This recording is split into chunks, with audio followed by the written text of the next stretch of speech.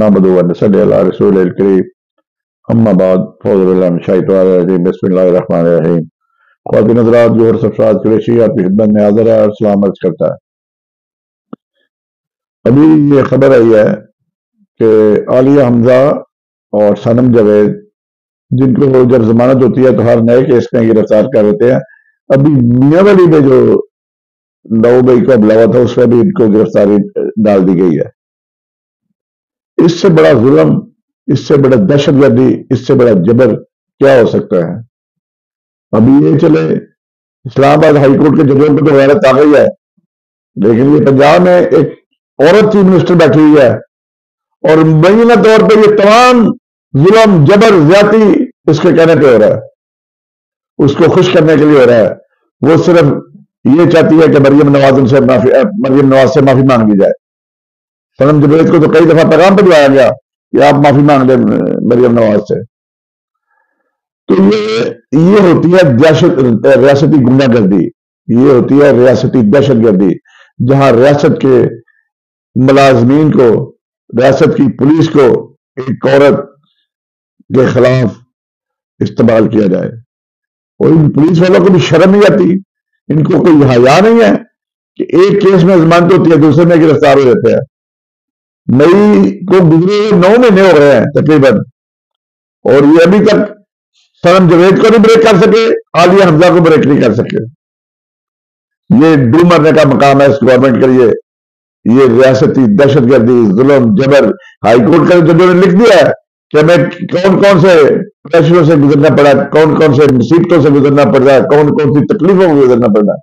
High court کے ایک جج کی برادر دسویں کو ٹرنڈ لگایا گیا اور ٹرنڈ لگا کے ہائی کورٹ کے جج کے خلاف بیان لیا گیا۔ ہائی کورٹ کے ججوں کے گھروں میں کیمرے لگائے گئے، بیڈ روم میں تک کیمرے لگائے گئے۔ اس سے بڑی بشرمی، بغیرتی اور کیا ہو سکتی ہے؟ اور اب جب بنایا گیا کمیشن چیف جسٹس صاحب نے، تو وہ جو ریٹائرڈ جج، تو مروہ صاحب صحیح کہتے ہیں، ریٹائرڈ جج کو اپنے گھر والے نہیں بلاتے کسی فنکشن میں، چاہے سنتے ہی کرانی ہو بچے کی، وہاں بھی نہیں بلاتے۔ تو یہ ریٹائرڈ ججوں کو لگائیں گے کمیشن کا، اور وہ خواب کمیشن کریں گے۔ یہ ہائی کورٹ، یہ جو اسلام آباد ہائی کورٹ ہے، ان کو رسوا کرنے کی کوشش ہے۔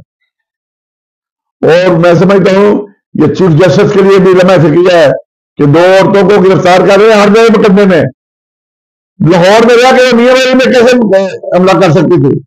یہ نہ کسی کے دماغ میں کام آتا ہے، نہ کسی کے ذہن میں کام آتا ہے۔ یہ کیسی کس گورنمنٹ سے ہمارا پالا پڑ گیا؟ اور یہ تمام الٹیمیٹلی یہ جو آئی جی موجودہ ہے، ان کو صاف دینا پڑے گا۔ وقت ایک سا نہیں رہتا۔